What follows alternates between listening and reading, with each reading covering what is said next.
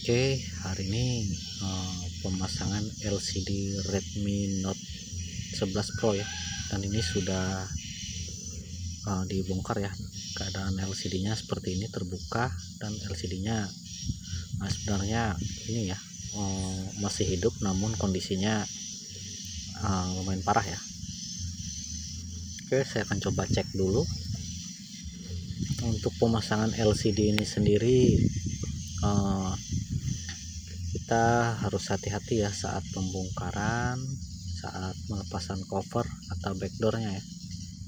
Di situ ada yang terpisah, ada yang menyatu ya. Untuk yang terpisah itu biasanya rawan sekali terkelupas ya, atau pecah. Kayak HP Redmi ini rawan sekali untuk pecah ya, karena ini kayak model kaca gitu ya. Jadi kalau yang tipe kayak Oppo biasanya, kayak Vivo itu biasa sering terkelupas ya. Namun kita harus hati-hati dan pelan-pelan saja, karena juga saat membuka itu ada fingerprintnya juga ya. Dan untuk pemasangan LCD Redmi ini, posisi soketnya itu di bagian bawah ya.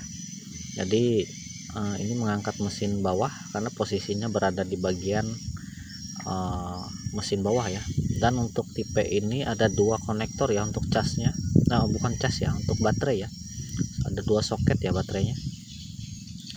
Jadi kiri kanan itu soket baterai ya.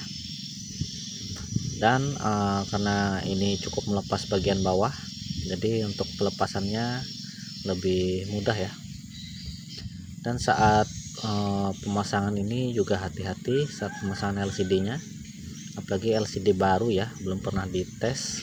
Jadi takutnya LCD-nya malah jong ya. Jadi wajib dilakukan pengetesan dulu.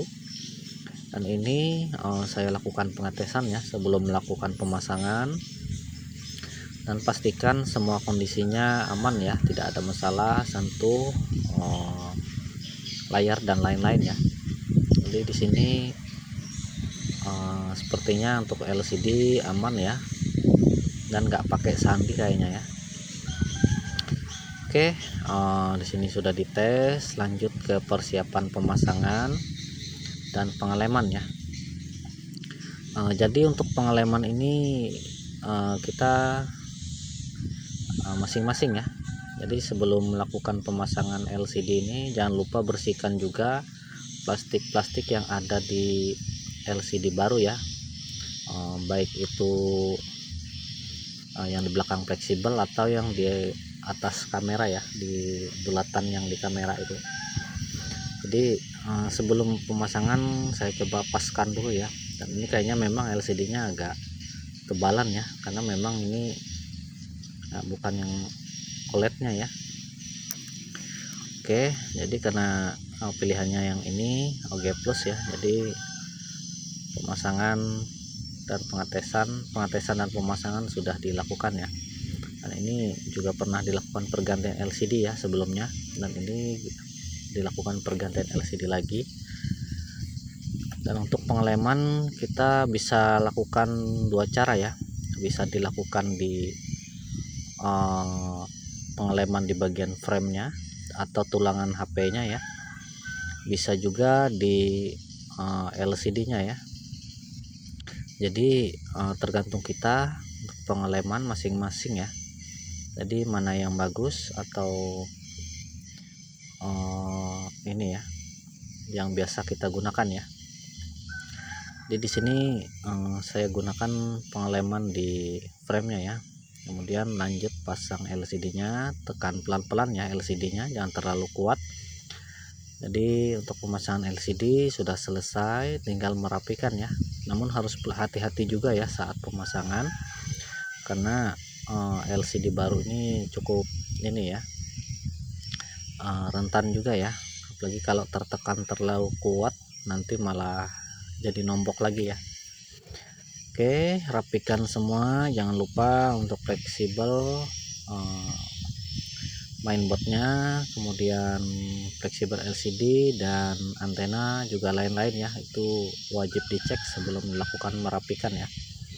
Kemudian fleksibel fingerprint, lanjut merapikan dan pemasangan baut dan cover belakangnya ya. Dan ini alhamdulillah sudah selesai. Nanti untuk pengeleman LCD ini bisa dilakukan menggunakan karet untuk menahan agar LCD-nya tidak terangkat. Bisa juga menggunakan isolasi atau penjepit ya. Jadi itu masing-masing tergantung apa yang kita miliki ya. Misalkan kita punya karet, kita bisa menggunakan karet ya.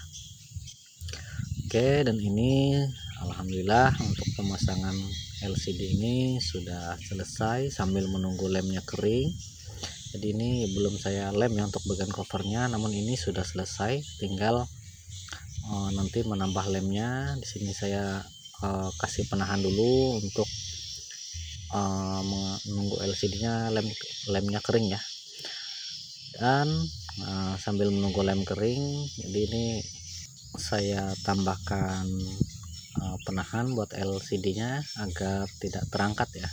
Dan bagian covernya mungkin nanti saya lem belakangan ya. Jadi saya pastikan dulu untuk lem LCD-nya kering. Jadi bisa sambil dikonfirmasi ke usernya ya. Oke, terima kasih. Assalamualaikum warahmatullahi wabarakatuh.